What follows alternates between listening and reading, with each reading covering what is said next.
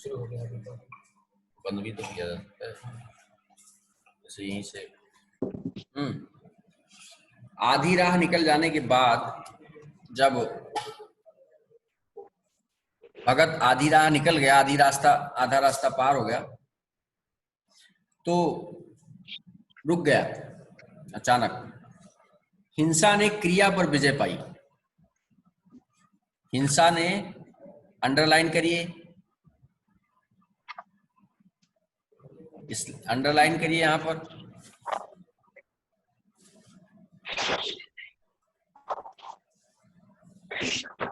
हिंसा ने क्रिया पर विजय पाई। हिंसा क्या होता? हिंसा वो है जहां पर मार काट, मन में छल द्वेष, दूसरों के प्रति गिराने की, ये सब हिंसा है। और क्रिया क्या है? जो कार्य करने जा रहा है। तो कार्य करने क्या जा रहा था? उसके मन में कार्य था कि उसके बच्चे को स्वस्थ कर दे। तो वो हिंसा जो उसके प्रति छल दम्भ द्वेष पाक जितना सब कुछ भरा हुआ था, एक दूसरे के प्रति प्रतिकार प्रतिघात जो कुछ था, वो हिंसा है।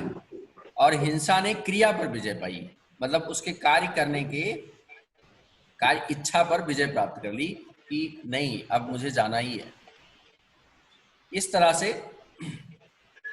मैं यूं ही इतनी दूर चला आया इस जाड़े में।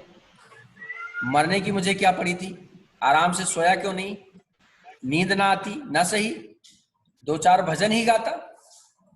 अगर नींद नहीं आती कोई बात नहीं। अब बूढ़े देखो रात के 12 बजे उठ के भी भजन गाना शुरू कर देते हैं, 1 बजे रात को गाना गाना शुरू कर देते हैं, क्योंकि जब उन्हें नींद नहीं आती है तो गाना गाना शुरू कर देते हैं। ये बड़ी अच्छी मनोदशा का वर्णन किया है, बिल्कुल उकेर के रखा है मुंशी प्रेमचंद जी ने, उकेर के रखा है उस सिचुएशन को कि अगर नींद नहीं आती क्या बात थी, 2-4 भजन ही गाते, क्यों व्यर्थ में आया? व्यर्थ में इतनी दूर दौड़ाया। लड़का का चड्ढा का लड़का रहे या मरे, मेरी बला से मेरा क्या जाता है? मेरे साथ उन्होंने कौन सा सलूक किया था? मैं उनके लिए मरूं, और दुनिया में हजारों मरते हैं, हजारों जीते हैं। मुझे किसी के मरने जीने से क्या मतलब है? मुझे क्या मतलब है किसी के मरने जीने से? हजारों मरते हैं, हजारों जीते हैं। मगर उपचेतना, मैंने बताया ना, चेतना और उपचेतना। चेतना वो है कि जो अंदर से किसी के प्रति सोच आती है कि हम इसके साथ क्या करें क्या ना करें। देखिए मन में 2 विचार चलते हैं जब आप चोरी करने जाने लगो। तो एक तो चोरी करने वाला विचार है, और उसके बाद मन में एक विचार और आएगा, नहीं अभी पकड़े जाएंगे और चोरी करना गलत बात है ना? ये दोनों विचार आए आपके मन में। चेतना तो आपको दौड़ा रही है चोरी करने के लिए, लेकिन उपचेतना आपको रोक रही है, पकड़े जाओगे, मारे जाओगे, जेल जाओगे, मत करो चोरी। अब जीता कौन? चेतना जीत गई तो आप चोरी कर लोगे, उपचेतना जीत गई तो आप चोरी से भाग आओगे, नहीं चोरी नहीं करनी है। तो यहां उपचेतना जीत रही है भगत की। चेतना तो उसे जरूर रोक रही है, लेकिन उपचेतना उसको क्या कर रही है कि नहीं भगत कुछ करो। मगर उपचेतना ने अब एक दूसरा रूप धारण किया जो हिंसा से बहुत कुछ मिलता जुलता था। वह झाड़ फूक करने नहीं जा रहा है, वह देखेगा कि लोग क्या कर रहे हैं। अब उसके मन में एक भाव आ गया। दूसरा उसके मन में आ रहा, ठीक है चले आए कोई बात नहीं, चले आए तो कोई बात नहीं, अब हम क्या करेंगे कि जाएंगे और मजे लेंगे। वहां सब रोएंगे ना, मर गया होगा तो सब रोएंगे, मम्मी पापा रोएंगे, घर वाले रोएंगे, बाहर रिश्तेदार नातेदार जो दोस्त हित मित्र हैं सब रोएंगे, तो हम मजे लेंगे। उसकी उपचेतना ने एक रूप दूसरा धारण कर लिया और कहा हम जा तो रहे हैं ठीक है कोई बात नहीं, लेकिन हम उसका कोई इलाज नहीं करेंगे। वो देखेगा कि लोग क्या कर रहे हैं। डॉक्टर साहब का रोना पीटना देखेगा कि किस तरह पछाड़े खाते हैं। मैं आज देखूंगा डॉक्टर साहब जो खेलने चले गए और मेरे बेटे को देखा नहीं था, आज हम देखेंगे कि कैसे पछाड़ खा के गिर रहे हैं, कैसे रो रहे हैं। वो देखेगा कि बड़े लोग भी छोटों की ही भांति रोते हैं क्या, कि जैसे छोटे लोग होते हैं क्या वैसे वैसे बड़े लोग भी रोते हैं। उसके मन में ये विचार आ रहा था कि आज हम देखेंगे कि छोटे लोग भी बड़े लोग भी छोटे लोगों की तरह रोते हैं, रोटी ही खाते हैं कि वो कुछ और खाते हैं। आंसू उनके भी, आंसू में पानी ही आता है कि मोती टपकता है। ये उसके मन में विचार था कि हमें आज देखना है कि बड़े लोगों के भी आंसू कैसे होते हैं, हमारी तरह की किसी को कोई और तरह है। अच्छा, डॉक्टर साहब का रोना पिटना देखेगा कि किस तरह पछाड़े खाते हो, देखेगा बड़े लोग भी छोटों की भांति ही रोते हैं या सब्र भी कर जाते हैं। और वह लोग जो विद्वान होते हैं सब कर जाते होंगे। हिंसा भाव, यस सब्र क्या होता है? सब्र मतलब होता है इंतजार, मतलब सहना, सहन करना। यस। जो सहन कर जाते हैं वो भी विद्वान लोग ज्यादातर सब्र करते हैं। हिंसा भाव को यूं धीरज देता हुआ भी आगे बढ़ा। इतने में दो आदमी आते दिखाई दिए, दोनों बातें करते चले आ रहे थे। चड्ढा बाबू का घर उजड़ गया, वही तो एक लड़का था। चड्ढा बाबू के घर में कोई बचा ही नहीं, एक लड़का था वो भी चला गया। भगत के कान में आवाज पड़ी, उसकी चाल और भी तेज हो गई, लेकिन उसका मन नहीं मान रहा था। थकान के मारे पांव ना उठते, सिरों भार इतना बढ़ा जाता था मानो अब मुंह के बल गिर पड़ेगा। इतनी तेजी से बढ़ा जा रहा था, एक तो बूढ़ा और इतनी मेहनत, तो इतनी तेज बढ़ती हो जा रहा था, लग रहा था कि अभी गिर जाएगा। इस तरह वह कोई 10 मिनट चला होगा कि डॉक्टर साहब का बंगला नजर आया। कुछ दूर चला कि डॉक्टर साहब का बंगला दिखाई दिया। बिजली की बत्तियां जल रही थी मगर सन्नाटा छाया हुआ था, कोई शोर नहीं था, रोने पीटने की आवाज भी ना आती थी। भगत का कलेजा धक धक करने लगा कि सब गड़बड़ हो गया और हमें लग रहा है कि वो मर गया और मेरे पहुंचने से अब कोई लाभ भी नहीं होगा। तो इस तरह से भगत का जो हृदय था, कलेजा था, वो धक धक करने लगा। वैष्णवी, हर्ष, आयुष और and Vartika, please unmute your video. Harsh, Vaishnavi, Ayush, Vartika, yes. Don't mute, unmute. हाँ, हमें देखना है आप लोग बैठे कैसे हो। गुड, सो तो नहीं रहे हो, हम यहाँ पढ़ा रहे हैं, आप सो रहे हो ये बच्चे। हाँ, हर्ष, यस सर। हाँ यस, आप यस वर्धन, आपका वीडियो सही हुआ? No sir. पापा का मोबाइल लो और मैं ऐसे क्लास के समय कभी पहुंचूंगा, मैं ऐसे क्लास के समय कभी भी पहुंचू। वर्तिका ऑन करिए, वीडियो ऑन करिए।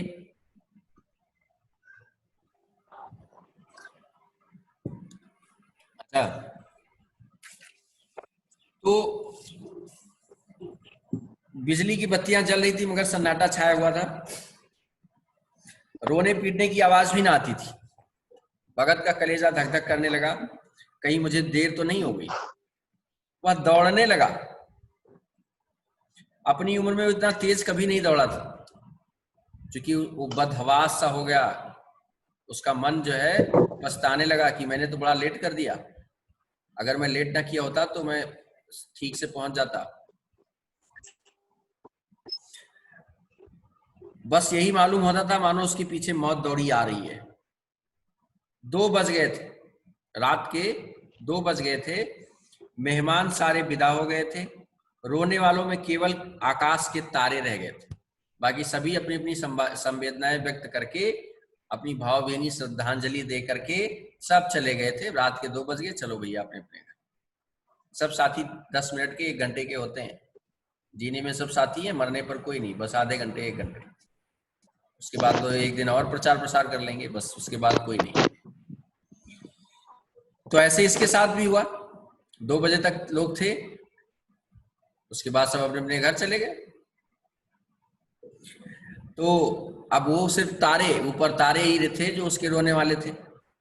बड़ी उत्सुकता के साथ लोग रह रहकर आकाश की ओर देखते थे कि किसी तरह सुबह हो और लाश गंगा की गोद में दी जाए। पहले के लोग जब मरते थे तो उनकी लाश गंगा में फेंकी जाती थी। अब भी है, अब दफनाने के बाद, जलाने के बाद उनकी अस्थियां विसर्जित की जाती हैं। पहले लाश ही डालाते थे। तो सब लोग इस इंतजार में थे कि सुबह हो और लाश कहाँ फेंकी जाए, गंगा में फेंक दी जाए। अचानक सहसा, सहसा मतलब होता है अचानक। सहसा भगत ने द्वार पर पहुंचकर आवाज दी। अचानक भगत पहुंच गया और आवाज दी, और डॉक्टर साहब समझे कोई मरीज आया होगा। डॉक्टर साहब समझे कोई मरीज आया होगा आज इतनी रात में। किसी और दिन उन्होंने उस आदमी को दुत्कार दिया होता। रात के 2 बजे अगर कोई मरीज आ जाता तो डॉक्टर साहब छोड़ते नहीं थे।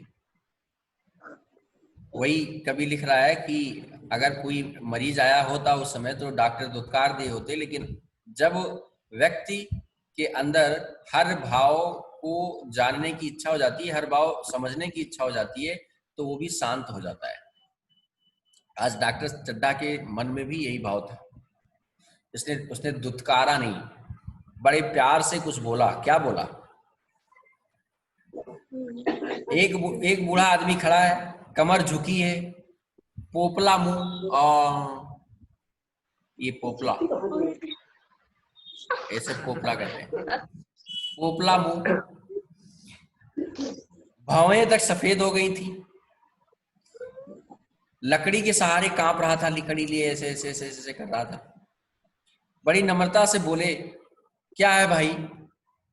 डॉक्टर साहब, आज तो हमारे ऊपर ऐसी मुसीबत पड़ गई है, कुछ कहने नहीं बनता, फिर कभी आना, आज नहीं हो पाएगा। बड़ी नम्रता से, आज तक डॉक्टर साहब ने इतनी विनम्रता से किसी से बात नहीं की थी।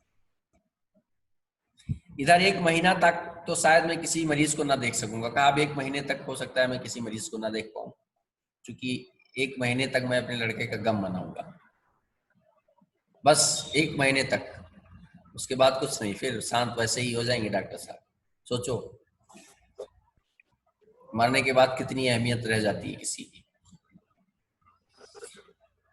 भगत ने कहा, सुन चुका हूं बाबूजी, सुन चुका हूं, इसीलिए आया हूं। भैया कहाँ है? बड़े प्यार से बोले, जरा मुझे दिखा दीजिए। भगवान बड़ा कारसाज है, दयालु है। कारसाज मतलब मीठ पीठ, दया, दयावान।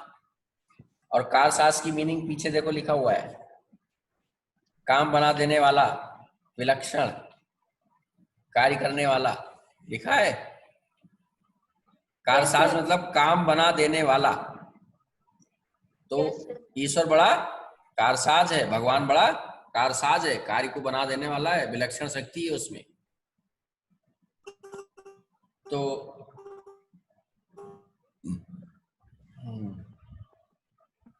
अच्छा, मुर्दे को जिला सकता है, कौन जाने अब भी उसे दया आ जाए।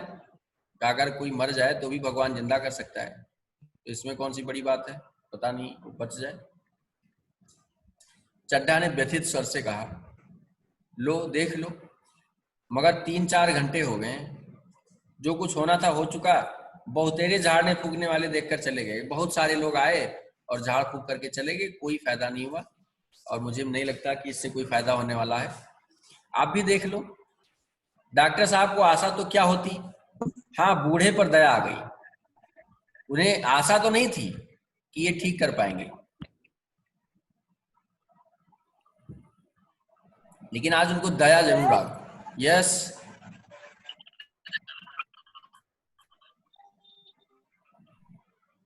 यस, कुछ पूछ रहे हो कोई क्या? अच्छा, तो अब उस भगत पे जब दया आ गई, कहा अच्छा चलो ठीक है देख लो। डॉक्टर साहब को आशा तो क्या होती, यहाँ पर बूढ़े पर दया आ गई, अंदर ले गए। भगत ने लाश को 1 मिनट तक देखा, तब मुस्कुराकर बोला, अभी कुछ नहीं बिगड़ा साहब, बाबूजी अभी कुछ बिगड़ा नहीं है मेरे ख्याल से।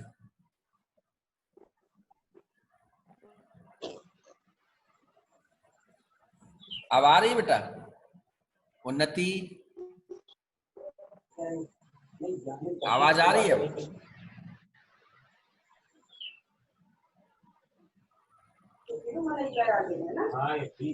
बाकी सबको आ रही है? लो अब तो आएगी। Yes sir.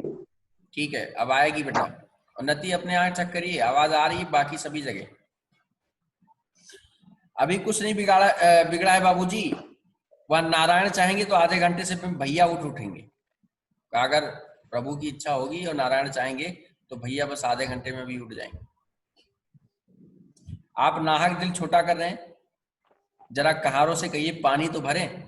कहारों को बुलाइए और कहते पानी भरें। कहारों ने पानी भरकर कैलाश को नहलाना शुरू किया। पाइप बंद हो गया था पानी वाला। कहारों की संख्या अधिक न थी, इसलिए मेहमानों ने अहाते के बाहर कुएं से पानी भर भर कर कहारों को दिया। मेहमान भी शामिल हो गए और कुएं से पानी भरा गया। मृणालिनी की भी कलसा लिए पानी ला रही थी। मृणालिनी कौन थी? मृणालिनी थी कैलाश की मंगेतर, वो भी ला रही थी, पानी ला रही थी। वो नहीं ला पा रही थी तो क्या किससे ला रही थी? एक कलसा था उसी से ला रही थी। कलसे में भर भर के, छोटा सा कलसा, उसी में भर भर के कितना भी आ जाए। आपको पता होगा कि जब श्री राम क्या कर रहे थे, पुल का निर्माण कर रहे थे अयोध्या जाने के लिए, तो गिलहरी ने भी छोटी सी मदद की थी, पता है? Yes sir. उसका प्रेम था, भाव था, भले ही कुछ ना कर पाती।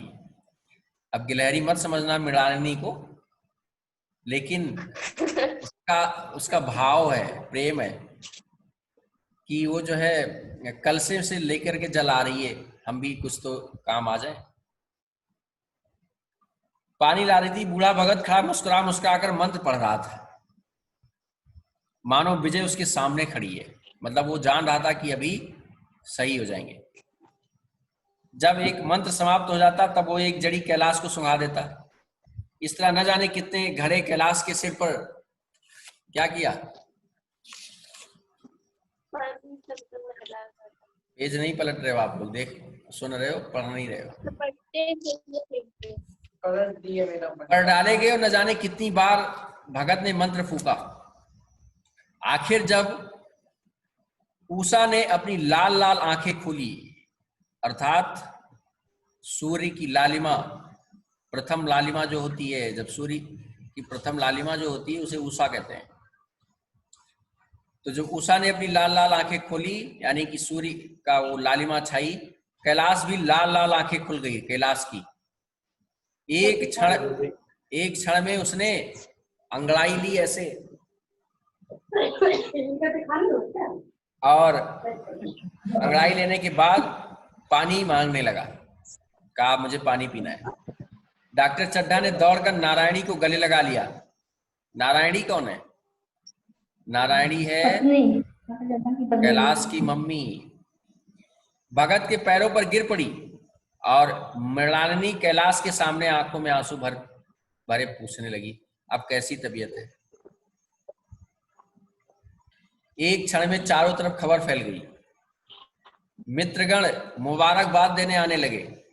डॉक्टर साहब बड़े श्रद्धा भाव से हर एक के सामने भगत का यश गाते फिरते थे। बड़ा भला आदमी है, बड़ा अच्छा आदमी है। सभी लोग भगत के दर्शनों के लिए उत्सुक हो उठे। कौन सा ऐसा व्यक्ति है जिसने जिंदा कर दिया, मरे हुए व्यक्ति को जिंदा कर दिया? परेशान था, उत्सुक है कि हम देखें कौन है, कहाँ गए। मगर अंदर जाकर देखा तो भगत का कहीं पता न था। नौकरों ने कहा अभी तक तो यहीं बैठे चिलम पी रहे थे, हम लोग तमाकू देने लगे तो नहीं ली। हम लोगों ने कहा हमसे ले लो थोड़ा तमाकू तब चिलम पी लो। कहा नहीं, मैं किसी का नहीं लेता, मैं अपने आप खुद पी लूंगा। और खुद के पास से तमाकू निकाला, भरा और उसको पिया।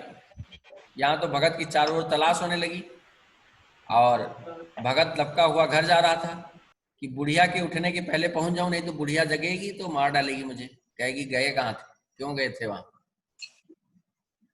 जब मेहमान लोग चले गए तो डॉक्टर साहब ने नारायणी से कहा, अपनी पत्नी से कहा, बुढ़ा न जाने कहाँ चला गया, एक चिलम तमाकू का भी रवादार न हुआ।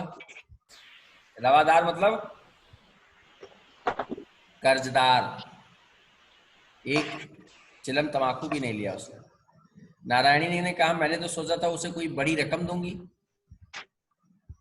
चड्ढा, रात को मैंने नहीं पहचाना पर जरा साफ हो जाने पर पहचान गया।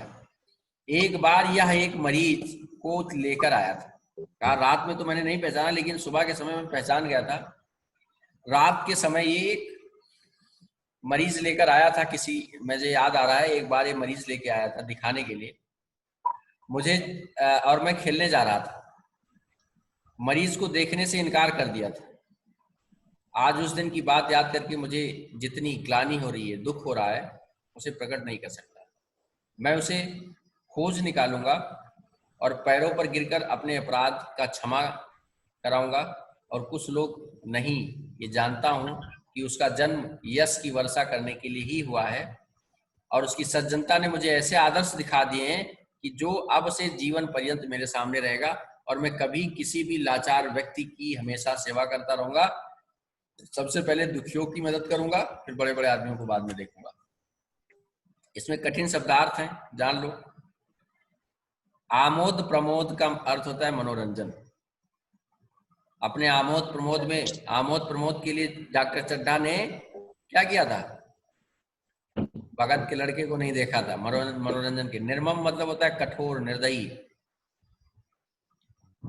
दुहाई का अर्थ होता है संकट में रक्षा के लिए की गई पुकार। दुहाई सरकार बोलते हैं ना, तो ऐसे समय पर संकट के समय रक्षा करने के लिए पुकार एक लगाई जाती है, तो दुहाई उसको बोलते हैं। मर्म भेदी मतलब होता है हृदय को द्रवित करने वाला, अति दुखद, द्रवित, मर्म भेदी।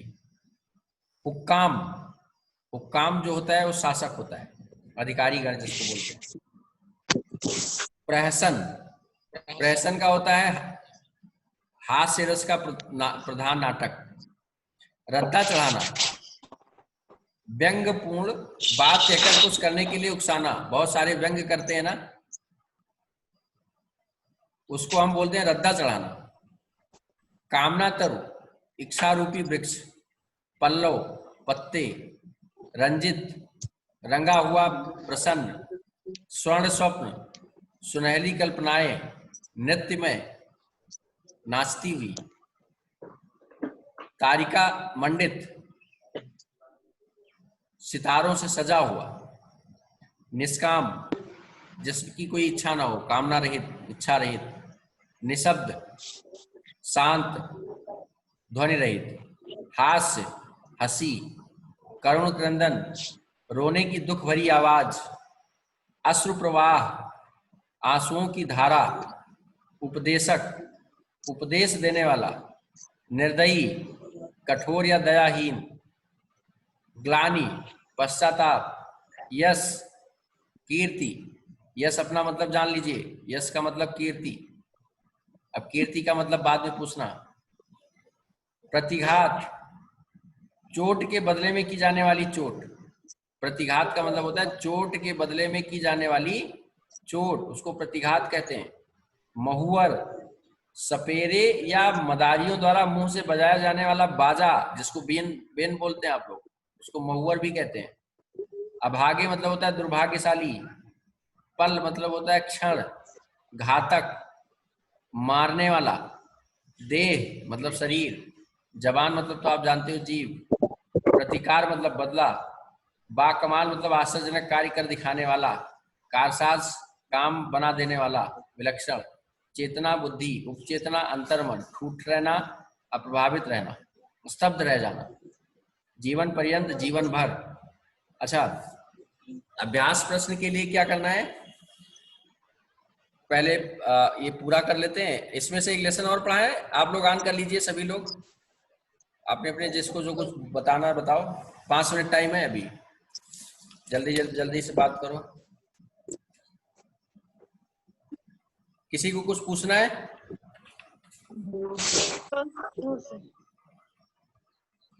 अभी इसमें 3rd लेसन है, हजारी प्रसाद द्विवेदी जी की एक रचना है गुरु नानक देव के बारे में, तो अगर उसको भी चाहो तो 3rd, वैसे भी कुछ हो सकता है लेसन कम हो जाए गवर्नमेंट के हिसाब से। तो लेकिन वो बात की बात है, लेकिन हम लोग तो पूरा पढ़ने के लिए तैयार हैं अभी। सर हाँ सर आपने जो 4 चैप्टर करवा दिए वो तो है नहीं इस बुक में, हाई स्कूल में काम देगा बेटा वो। तो पढ़ाई वो आगे कहीं, बढ़ा रहेंगे। बिल्कुल बिल्कुल तो ये पढ़ाई, भी साथ हाँ पढ़ाई कहीं खराब नहीं होती। कोई भी चीज, कोई भी सीख कहीं ना कहीं काम आती है। बाद में आपको काम आएगी तब आप कहेंगे कि सर ने कहा था। ठीक है, तो कल हम, बुक पूरी चेंज हो गई। हाँ सर आप तो पहले वो कह रहे थे छिट्टे। हाँ, लेकिन एग्जाम इसका होगा तो आप उसका क्या मतलब रख रहे हैं? रखे रहिए, हाई स्कूल में काम देगा। और दूसरी बात कि कल हम 3rd लेसन पढ़ाएंगे गुरु नानक देव, उसके बाद हम पहुंचेंगे कविता पर। या 2 ये ओवर किए तो 2 चलिए पोयम, अगले दिन हम पोयम पढ़ाएंगे। पोयम में मान के चलिए कि है साखी, पहले दिन है साखी पद्य संकलन में कबीरदास जी की, है ना? साखी है, कल साखी पढ़ाएंगे, साखी आप खंड। ठीक है, ओके, गुड डे।